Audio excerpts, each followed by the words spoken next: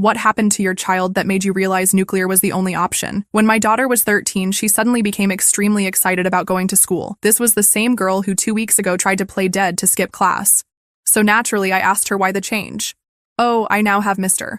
Davidson for history every day. His class is super fun. I smiled, glad she was finally not hating school.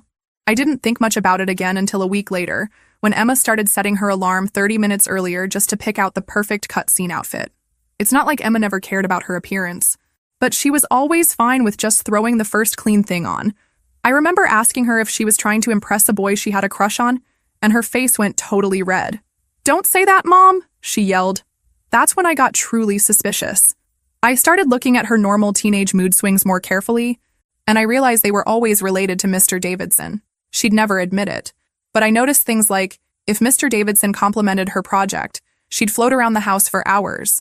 But if Mr. Davidson didn't acknowledge her much that day, she'd barely speak and pick at her plate during dinner.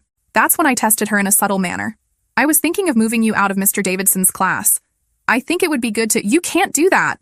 she yelled before I could even get my words out. I stared at her blankly. "But why not?" I asked. Silence. Deafening silence. She didn't say a word, just stood up and beelined straight for her room, pulling up her phone to text someone before she even reached the stairs.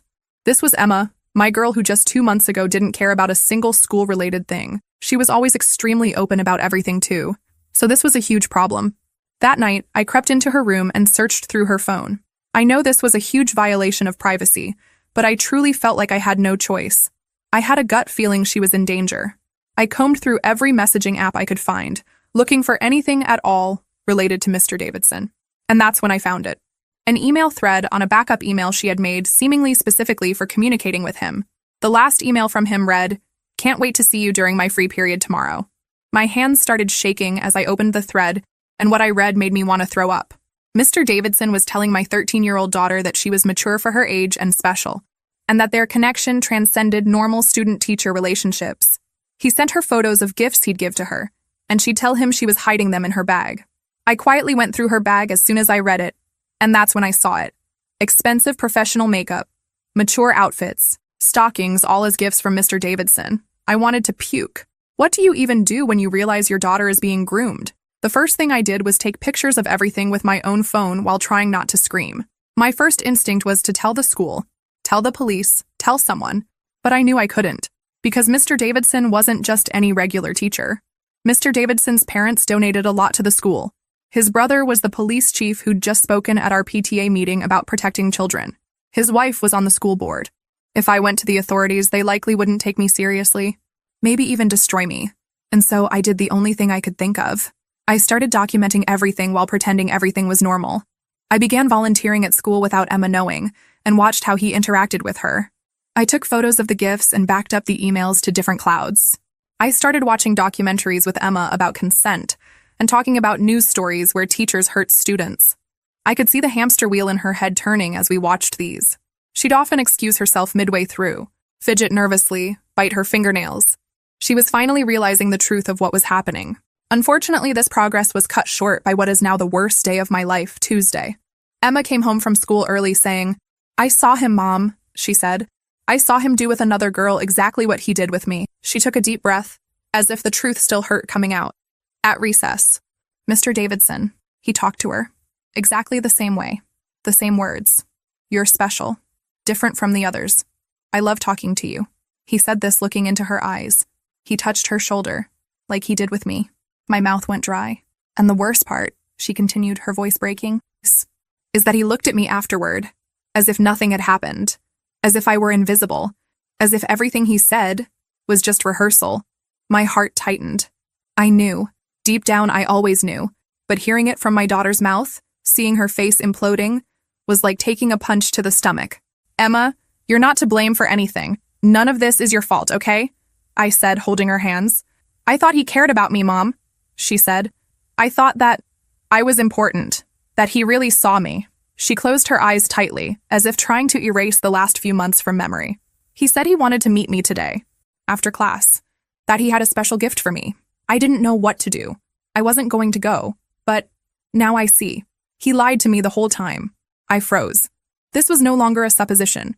It wasn't just suspicious messages or behavioral changes. It was direct confirmation. He was trying to isolate my daughter, use gifts, words, and promises to prepare something that she, innocent as she was, hadn't yet named. But I knew the name, and it was disgusting. I hugged my daughter tightly, swallowing the scream that threatened to escape my throat. She trembled, but didn't cry anymore. She seemed empty. "You won't go through this alone anymore," I whispered in her ear. "I promise. I'll take care of you. And he'll never come close again. Never again." She nodded, saying nothing, and fell asleep right there, exhausted. I covered her with a blanket, got up, and closed the living room door. I knew that from that moment, my life would be different. I couldn't wait anymore. Or trust in protocols. I needed to act. Now. But to act, I needed proof, and the next step would be even more difficult. That night, when Emma finally fell asleep, I sat in the dark for long minutes, staring at nothing. My heart was restless. I knew I couldn't simply sleep and pretend that all of this would pass with a conversation or blocking his phone. This wasn't a teenage fight. It was serious. Too serious. And I needed proof. I needed to show, clearly, who he really was, even to her. I went to Emma's room, took a deep breath, and carefully picked up her phone. I knew the password.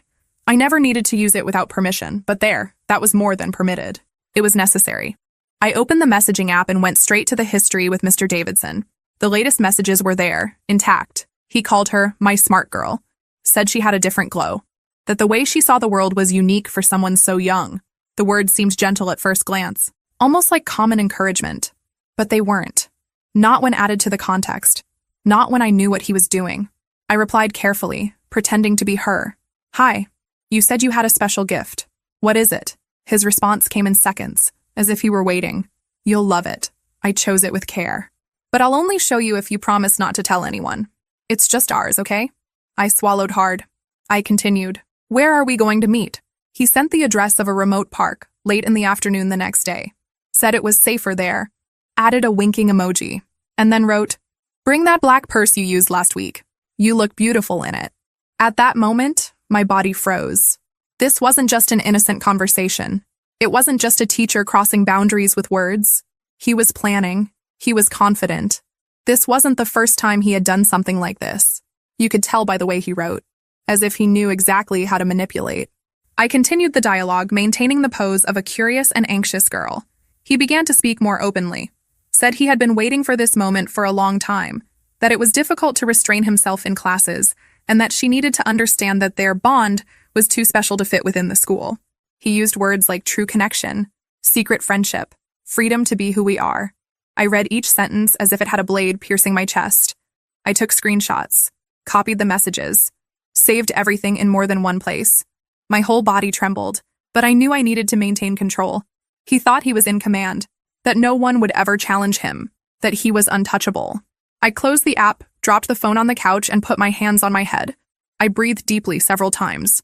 I cried silently. Because, at that instant, it really hit me. If I didn't do something, no one would. Could I go to the school? They would probably silence me. His parents were donors to the institution. His wife was part of the board. His brother was the local police chief. I wasn't stupid. I had seen similar stories before. And they all ended with the victim being discredited and the predator transferred to another school with a clean record. But with me, it would be different. If the system was rotten, then I would create my own. And at that instant, I opened the browser and typed with trembling fingers, "How to report online predators without involving local authorities." I spent hours that dawn immersed in websites, forums, videos. Each link I clicked led me to another case, another story, another muffled cry for help. It was scary to realize how much more common this was than imagined. And worse, how so many powerful people were capable of silencing everything with a wave, a donation, or an influential surname. But it was on Instagram that I found something that caught my attention. A video with the title, "We Caught Him Live. He'll Never Approach Anyone Again." It was from a page with thousands of followers that confronted people who posed as teenagers to attract adults with bad intentions. They filmed everything, brought evidence, and only then called the police, with everything documented. I watched one, then another, then another. The pattern was the same. They assumed the victim's profile, arranged a meeting in a public place, showed up with cameras and evidence, and directly confronted the aggressor. There was no screaming, no lynching. It was strategy, control, exposure. That was exactly what I needed. I contacted the profile, not expecting an immediate response. I explained everything. That I was a mother, that I already had screenshots of the messages, the meeting address, time, everything. I sent screenshots, reported the history. I made sure to be clear and objective. I ended with a sentence that hurt to write, but was true. If I don't do something now, he'll do it to another child, maybe worse. It took time, an hour, maybe 2. And then came the response. We've read everything. It's serious, very serious. We're going to help you. My eyes filled with tears, this time of relief. They called me for a video call at that same instant. It was a group of 4 people, all with firm but respectful voices. They explained how it would work. They would take over the conversation with Mr. Davidson, maintaining Emma's profile. They would play his game until the right moment. We would arrange the meeting in a busy park, preferably on a Saturday, where there would be witnesses and natural security. Everything would be recorded from at least 3 different angles. And in the end, the police would be called with everything ready. Evidence, location, time, history. But what if he leaves? What if he runs? We prevent it. We're not violent, but we're not stupid either. We have practice. We know how to handle it. And you won't need to get involved. Just tell us where you'll feel safe. They conveyed confidence, seriousness. Nothing like those sensationalist pages that make scandals to get likes. These were people who wanted to prevent more children from being victims. I said I would agree. Of course I agreed. But the truth is that inside I was panicking. The risk, the exposure, the tension that something could go wrong. It was a difficult weight to bear. But then I looked at Emma's phone, still on the table, and remembered what I read in the messages. Everything he had said. How she believed she was special. She was special.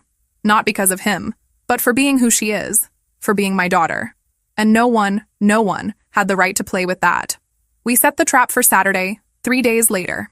The group asked me to stay distant, watching from afar, so that Emma wouldn't be at risk and Davidson wouldn't notice anything strange. They would take care of everything. That night, I didn't sleep a minute.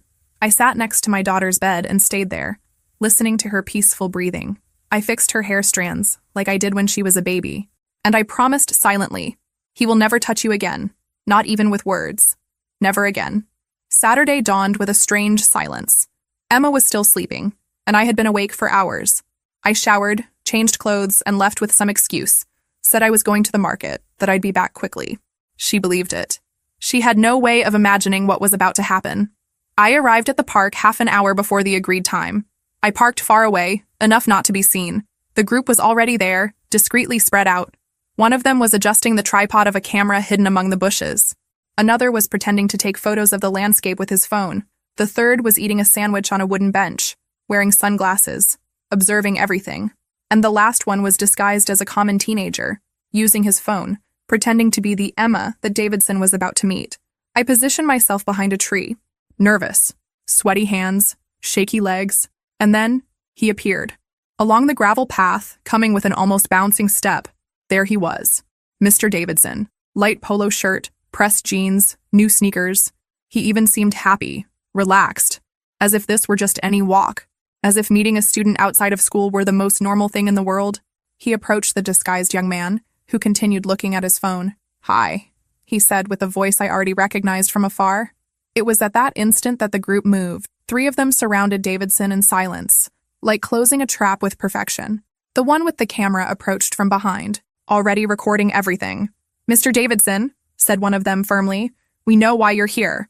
He stopped, not understanding. He looked around, confused. "Excuse me? Who are you?" "We're people who protect children, and we have everything you wrote to a 13-year-old girl thinking she would be here today." At that moment, he turned pale. "This is a misunderstanding," he murmured. "I didn't do anything. This is a setup." "Then why did you arrange this meeting?" The other shot back.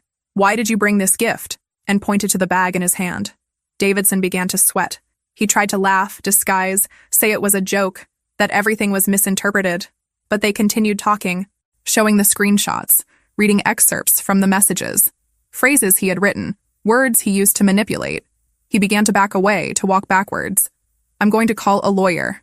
This is illegal. You can't—" "What's illegal is what you were doing with a minor, Mr. Davidson." That's when he turned his back and tried to run. But he couldn't. 2 of the young men reached him quickly. One held him by the arm, the other blocked the front. He lost his balance and fell sitting on the grass, dirty, panting, and completely exposed. "Don't touch me!" he screamed. But by this time, several people in the park were already looking. Some were filming with their own phones. Others were whispering. The truth was spreading before everyone's eyes. "We have everything recorded, everything saved, and we've already called the police," said the group leader, showing his phone. Davidson still tried to get up, but someone, perhaps by reflex, pushed him back. Not with excessive violence, but firmly. He fell again, this time with a dry slap to the face, given by one of the vigilantes, who looked at the camera right after and said, "This is for what you tried to do to this woman's daughter." My heart froze. I was there, a few meters away, and everyone knew who the girl's mother was. No one looked at me directly, but I felt seen, represented, avenged. When the patrol car arrived, everything happened quickly. The police officers got out in a hurry. One of them had already seen the video broadcast live and said that was enough to take him in custody. Davidson tried to explain, tried to justify himself, but there was nowhere to run. He was handcuffed right there, in front of everyone. As they took him away, he looked back, scared, lost, ashamed, and for a brief moment, I almost felt sorry. Almost. But then I remembered my daughter's expression when she realized she had been deceived. The way she cried, as if her world had shattered, and any feeling of pity evaporated. That night, back home, I sat on the couch with Emma and hugged her. She didn't know everything yet, but she could tell from my look that something had changed, and for the first time in a long time, she slept with her room at peace. Davidson's arrest wasn't the end. It was just the beginning. The following Monday, I received a call from the detective responsible for the case. The search and seizure at his apartment had already been completed, and the content they found, well, he didn't even need to describe it. The pause in his voice said everything. But what he told me afterward confirmed what I already feared. Davidson wasn't doing this only with my daughter. They found message exchanges with at least 4 more teenagers of the same age. Some archived conversations, others deleted but recovered. Photos, audios, small videos. He had built a secret routine, acting calmly, using the same methods, the same sweet words, the same expensive gifts. And the worst part, he had been doing this for years. When the video of the confrontation in the park was officially published by the group, with proper protection blurs and explanations about the case, it exploded. It went viral in a matter of hours. And with it came the comments, the messages, the reports. One mother wrote, "This man was my daughter's teacher in 2020. She was 12 years old. Now everything makes sense." Another, even more direct. "He gave my daughter a lipstick in secret. I thought it was strange, but the school said it was kindness. Today, I'm in shock. Dozens came, maybe more than 100. Some old, others current. All keeping the same feeling. Something was wrong, but no one knew how to act. No one had proof, until now." The formal complaint happened 2 days later. The prosecution filed for preventive detention, and it didn't take long for the sentence to arrive as well. His name was removed from the school's staff roster. His image disappeared from the exemplary educator's wall. But now, everyone knew.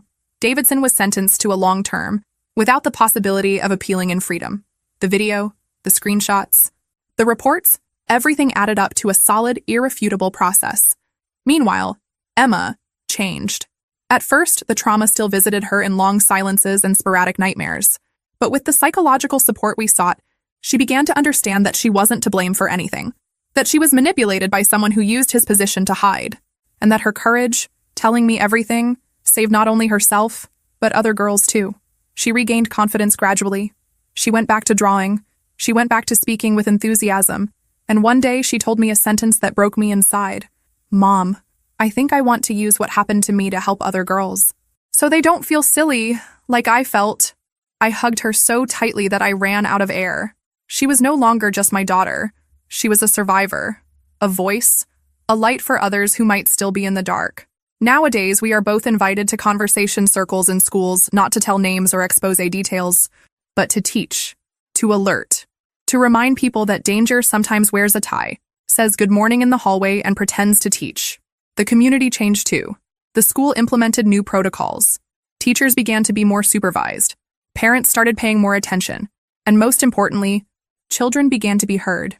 For real. And even with the scars, even with everything that could have been avoided, today I can say with a firm chest, we won. And Davidson will never have the chance to deceive anyone again. Not with the whole world watching. Sometimes I find myself sitting on the porch, looking at the evening sky, and remembering everything that happened as if it were an unresolved nightmare. But then Emma appears laughing with some book in her hands, or calls me to see an illustration she drew herself. And I remember, it wasn't a nightmare. It was real. And still, we survived. But no one came out of it the same. Emma, for example, is a different girl now. She remains sweet, but not naive. She learned with a hardness I never wanted her to face that the world can be dangerous even where it should be safe.